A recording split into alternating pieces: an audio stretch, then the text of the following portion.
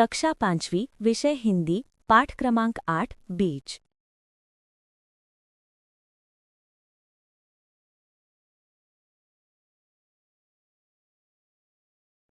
किसी नदी के किनारे एक बीज पड़ा था। वो बहुत छोटा था। वहां एक चिड़िया आई। वो चोंच मारकर बीज को खाने लगी।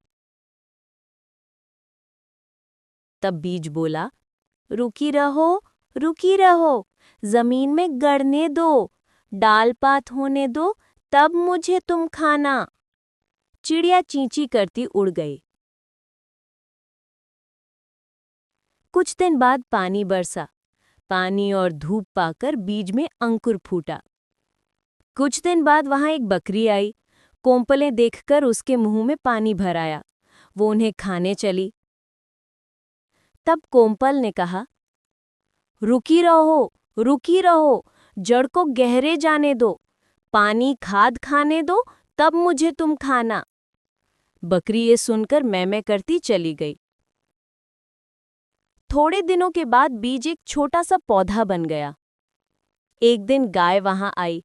उसने पौधे को खाने के लिए मुंह खोला।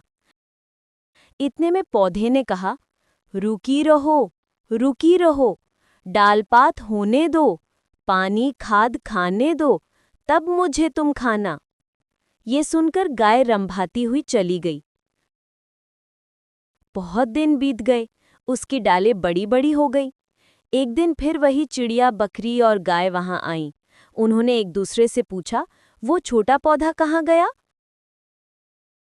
तभी पेड़ बोल उठा, मैं ही बीज हूं, मैं ही अंकुर हूं, मैं ही पौधा हूं, मैं ही पेड़ हूं। अब मैं तुम सबके काम आ सकता हूं। ये सुनकर सब खुश हो गए।